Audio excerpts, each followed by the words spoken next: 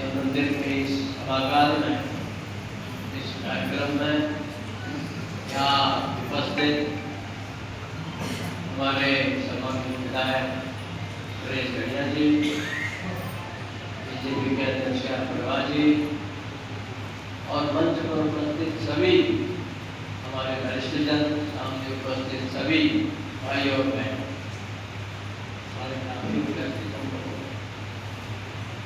आप सब लोगों का मैं बहुत आभार प्रकट करता हूँ कि आपने पद्म भूषण मिलने पर कार्यक्रम का आयोजन किया और इस कार्यक्रम के माध्यम से जो मेरी इच्छा थी कि मैं आपको समझाऊंगा, तो भगवान ने जो मास्टर को भेज दिया और मास्टर साहब पूछते हैं ना टीचर राम, उन्होंने मेरा काम हल कर दिया। एसआईआर के बारे में इतना विस्तार से बता दिया क्योंकि जिस वक्त जिस चीज की जरूरत है वहाँ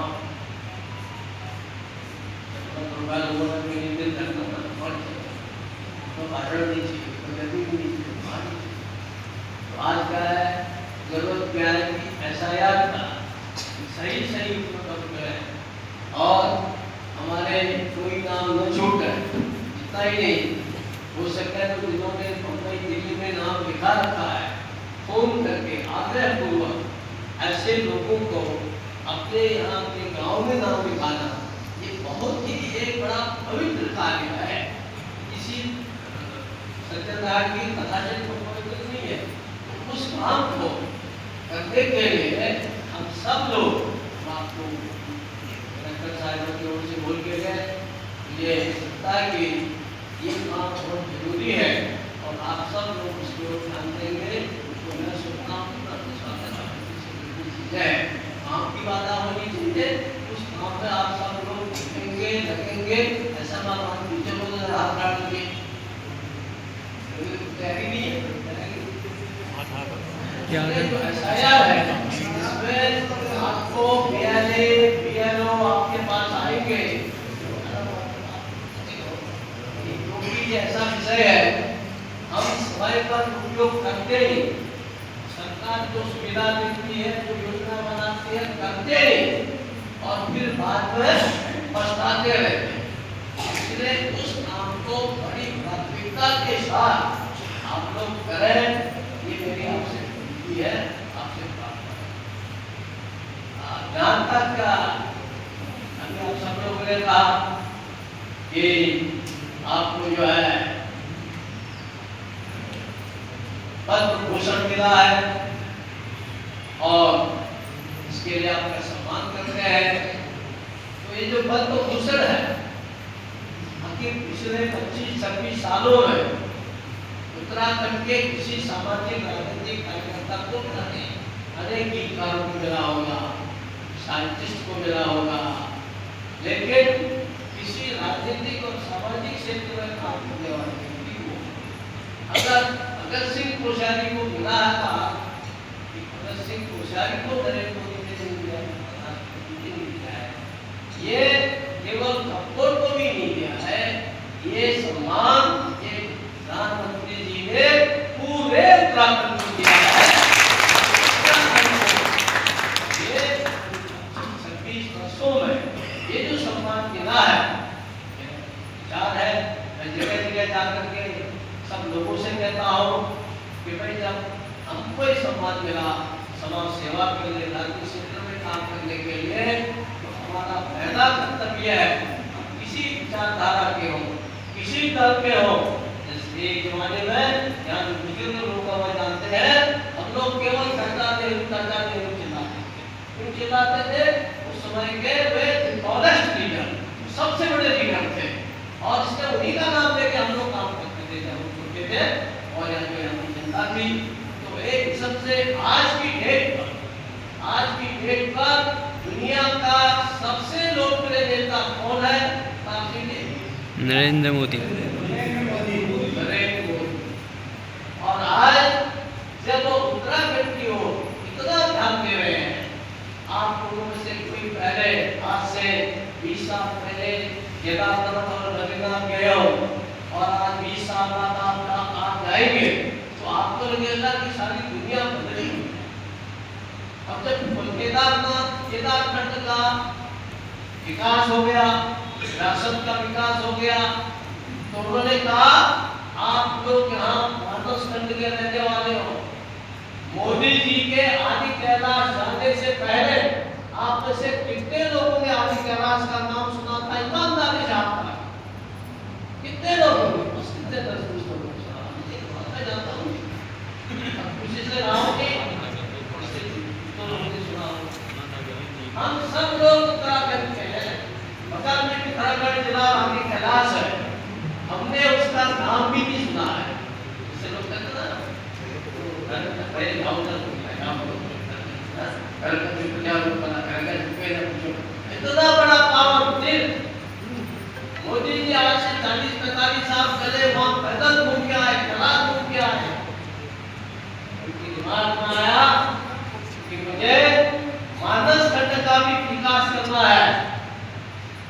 आदि कैलाश क्या है, अब उत्तराखंड जनपद की पूरी ही इकोनॉमी बदल गई है। जहाँ लोग कहते थे पोस्ट विलेज, अब बोलते थे हमारे बड़े लिखे लोग आदमी बुद्धा गांव, ऐसा बोलते थे। आज वहाँ उनके जो पुराने घर हैं उनकी गद्दान में कहीं भी जब लोग जा रहे हैं हजारों की संख्या में, एक कमरे का उनकी दादा दादी के बनाए कमरे में थोड़ा सा पुताई करके और चादर बिछा दी, मटका बिछा दी, 15-15 हजार रुपया एक दिन का उनको किराया मिल रहा है। तो इस प्रकार से वहाँ की इकोनॉमी बढ़ेगी कि बढ़ेगी। मेरा भी विचार था कि मैं आज कल जो है सरगोम संस्कृत धारा जाऊं, और मैंने दायित्व से कहा था कि इस बहाने आप यदि यहाँ मुख्यमंत्री को बुलाएंगे तो निश्चित रूप से ये हमारा विगत भविष्य में सरयू कॉरिडोर भी जब शुरू हो जाएगा,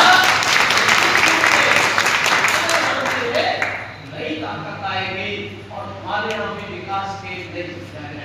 उसी कारण से मैंने उनको आगे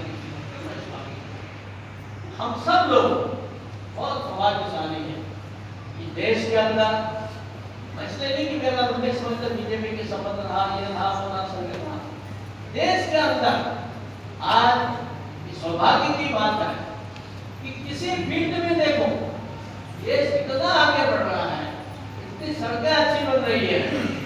अब कुछ लोगों की नजर क्या होती है, वो बुराई पर देखते हैं। एक भाग मेरे घर तक सड़क नहीं थी, मुझे हिम्मत भी नहीं, मुझे कोलकाता की कम से कम 20-25 मिनट तो घर जाने में पैदल जाना चाहिए, तो गाड़ी का के है अगर गाँव तक घर तक की आज घुस गई फिर कहे पहाड़ी है तो प्राकृतिक है, ये मैं सोचता था कि भाई गाँव में सेवा कर रहा है, गाँव में रह रहा है, जैसे कि 20 साल में 80 के हो गए, 80 के हो गए।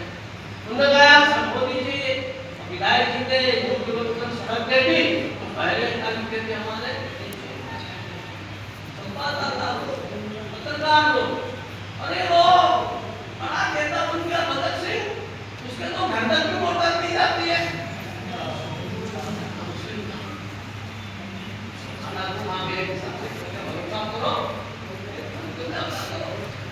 अब इन्होंने सड़क पहुंचा दी, तो किसी अखबार में मैंने पढ़ा उन्होंने कोश्यारी जी ने अपने घर तक सड़क बना दी।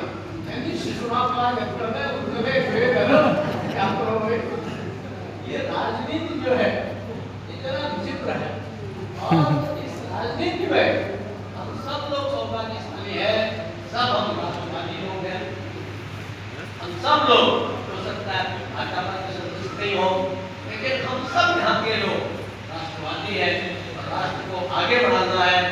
उस लिहाज से हम किस प्रकार से हम बढ़ा सकते हैं, तो बढ़ाओगे तभी जब मोदी जी क्या बोलते हैं, कैसी सरकार अविंद भाषण सरकार में निवेशन हो रहा है, तो मुझे उससे भाषण देना है।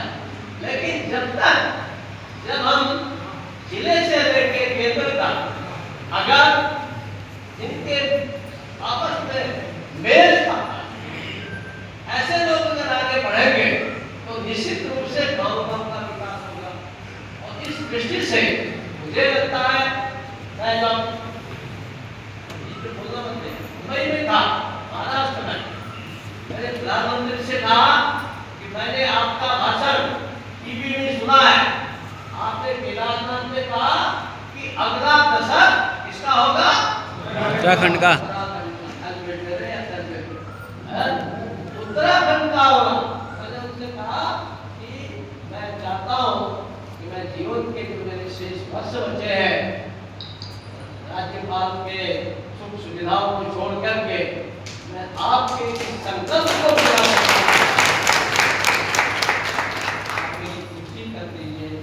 मुझे मेरी ईश्वरी और आप मैं आपको बड़े उसके साथ कहता हूँ, मैंने दूर कोरोना से लेकर के पनाली जिला खाना खाना जहाँ भी अच्छे काम हो रहे, जो लोग अच्छे काम कर रहे हैं, ऐसे जगहों पर जाकर के उदाहरण दे करके जब मैंने लोगों से कहा कि देखो आत्मनिर्भर करना है, भीख मांगना छोड़ो, नौकरी की डिमांड करना, नौकरी भी करो, यही नौकरी नहीं करते, नौकरी डिमांड करना नहीं है, लेकिन हम इनका लाभ क्यों नहीं उठाए?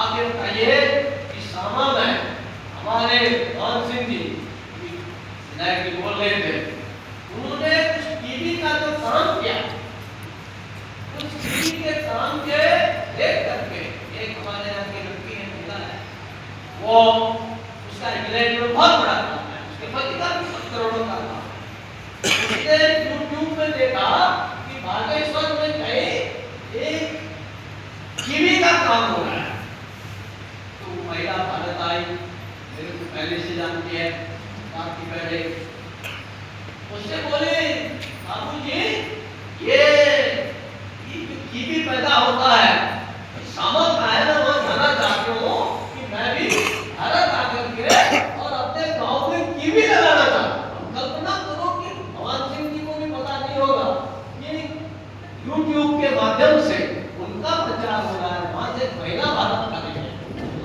पूरा बताया आज का विषय पूरा से जाओ और तो और अन्य उससे कहा देखो वो हमारा कृष्णा कुंवर का यहाँ